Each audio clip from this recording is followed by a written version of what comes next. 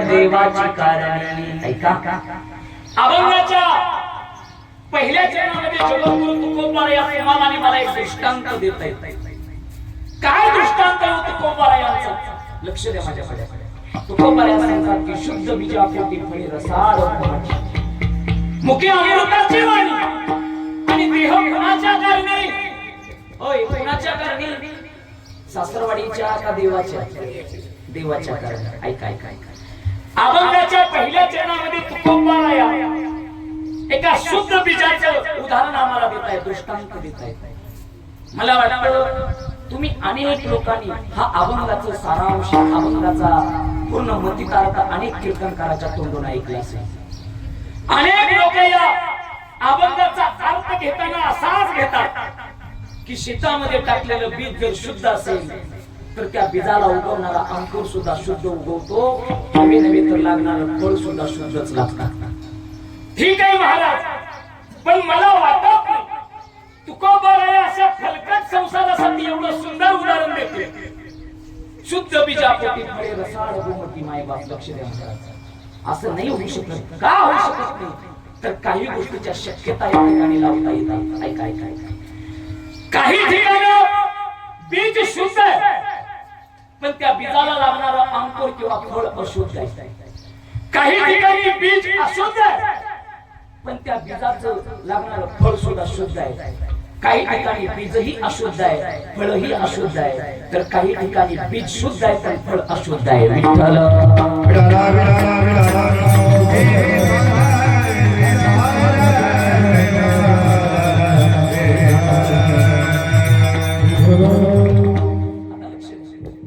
काही ठिकाणी बीज अशुद्ध आणि बीजाला लागणारं फळ सुद्धा अशुद्ध.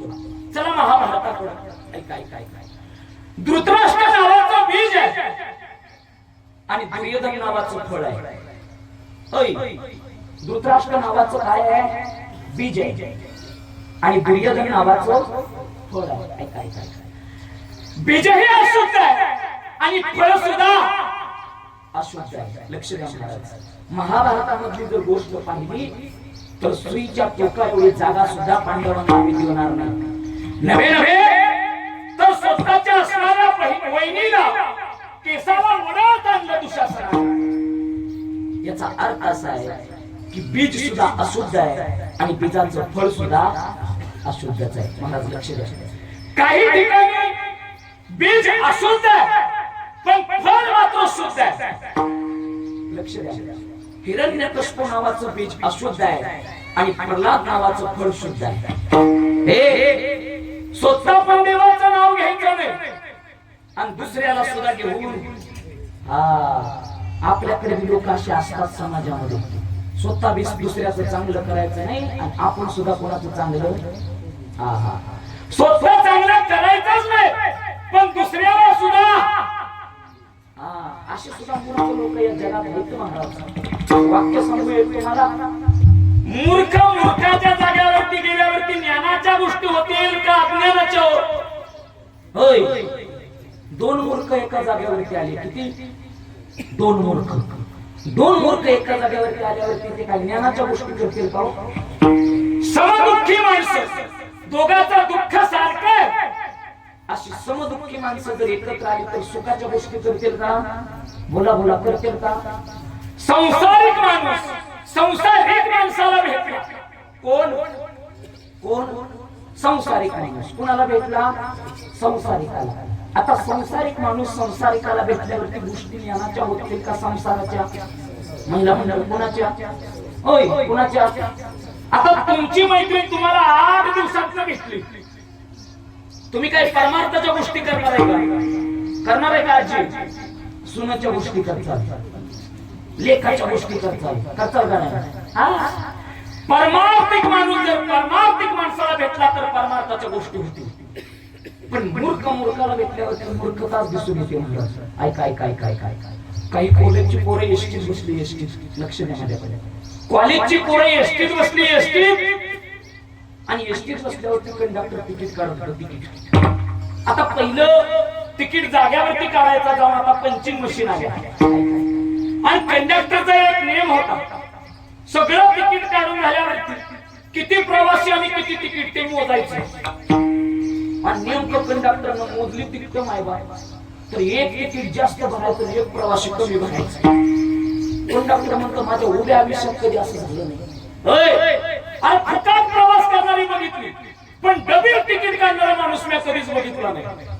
कंडक्टरने विचारलं बाबा डबल तिकीट कोणी काढले. एक जण कॉलेजचं पोरगं उठलं म्हणे कंडक्टर मी काढलं डबल तिकीट मी. अरे म्हणले डबल म्हणलं हो मग एक काढल्यावरती एक पडलं आणि गाडी चेक झाली तर आणि कंडक्टर म्हणला दोन्ही पडली तर म्हणला तुम्ही काही येडाय का म्हणला माझ्याकडे पास आहे ना विठ्ठल.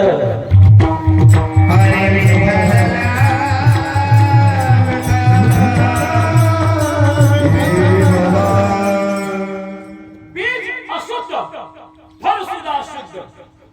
लक्ष द्या माझ्याकडे. बीज अशुद्ध फळ शुद्ध. हिरण्यकश्यप नावाचं बीज अशुद्ध आहे आणि प्रल्हाद नावाचं फळ शुद्ध आहे. लक्ष द्या माझ्याकडे.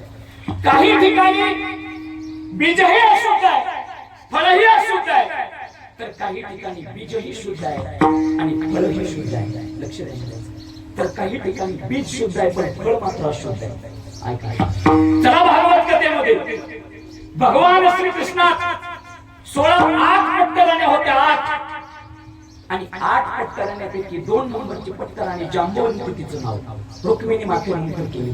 कुणाची बायको कुणाची भगवान कृष्णाची. भगवान श्रीकृष्णाच्या 8 पट्टराण्या होत्या त्यातली 2 नंबरची बायको जांबवंती तिचं नाव आणि जांबवंतीच्या पोटाला आलेला सांब नावाचा पोरगा. ऐका मी काय सांगतोय. बीज शुद्ध आहे पण फळ अशुद्ध आहे. लक्ष द्या. जांबवंती नावाची बायको आहे भगवान श्रीकृष्णाची आणि तिच्या पोटी जन्माला आलेला मुलगा सांब नावाचा मुलगा आहे. पोरं खेळत होती मायबाप आणि पोटाला चिंध्या बांधल्या. चिंध्या कोणी सांब नावाच्या पोरानं ते कृष्णाच्या पोरानं पोटाला चिंध्या बांधल्या आणि खेळता खेळता ऋषी मुनीच्या समोर उभा राहिला. साधू महाराज माझ्या पोटात मुलगा आहे का मुलगी आहे ओळखा. आणि त्यावेळेस त्या साधूने त्याला शाप दिला तुझ्या पोटात ना मुलगा ना मुलगी तुझ्या पोटात मुसळ आहे आणि तेच मुसळ तुझ्या यदुवंशाचा पूर्ण नाश करणार आहे. महाराज साधूचा शाप भेटला आणि श्रीकृष्णाची पूर्ण वंश पाण्यात बुडाला. विठ्ठल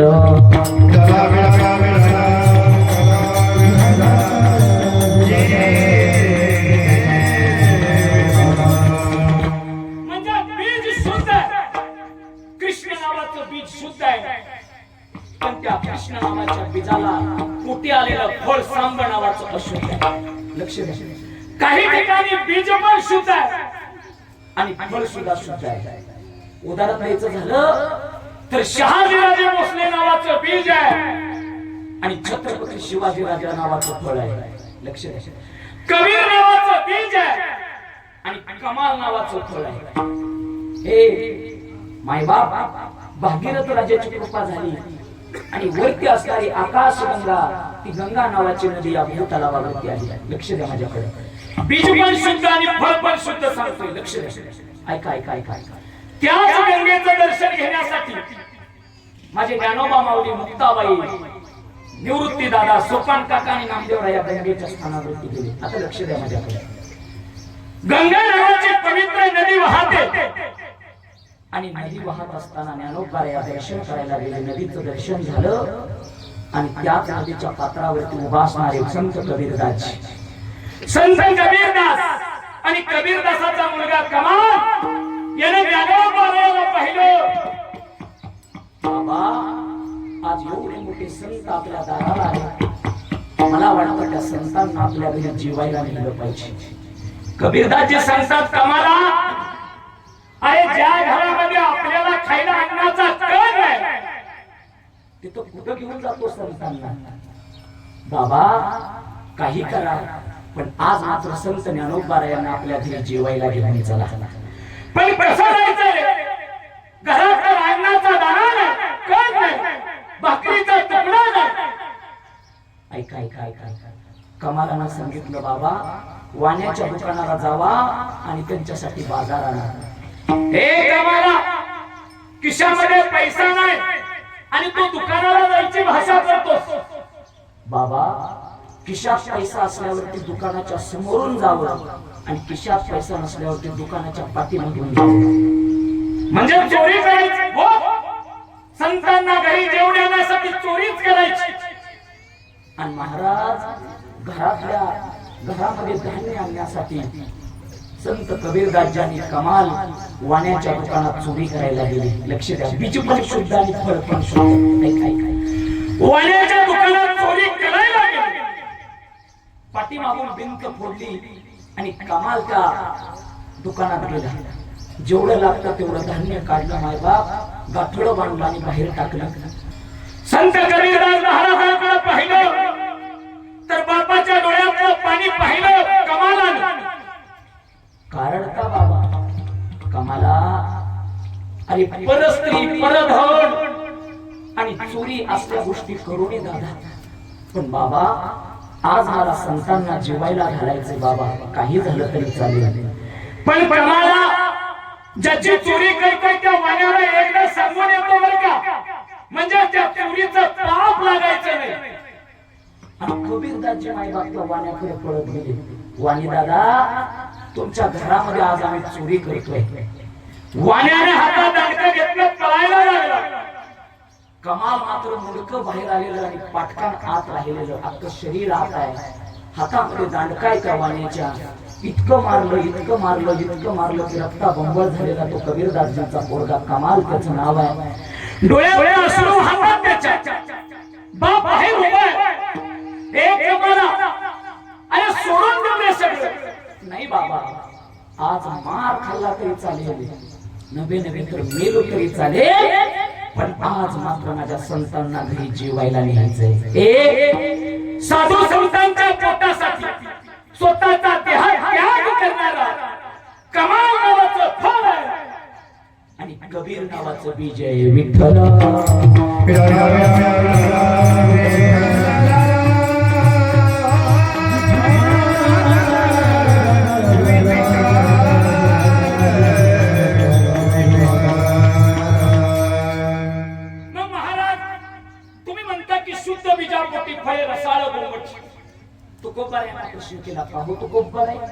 तुम्ही सांगता की बीज शुद्ध असेल तर फळ शुद्ध आहे. तुम्ही म्हणता की बीज जर अशुद्ध असेल त्याला फळ सुद्धा शुद्ध लागतं. पण ऐका तुकोबार आहे, हे सगळं करण्यासाठी किंवा बीज शुद्ध करण्यासाठी काय करावं लागेल तर अभंगाचं